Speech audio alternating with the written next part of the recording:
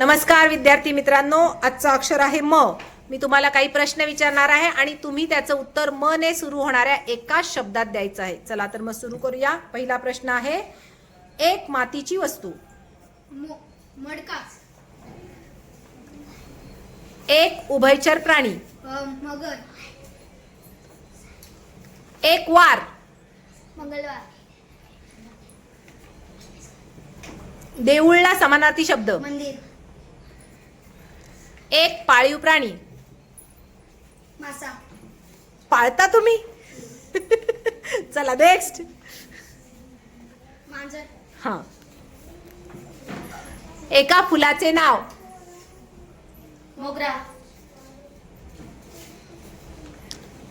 एक खाण्याचा पदार्थ.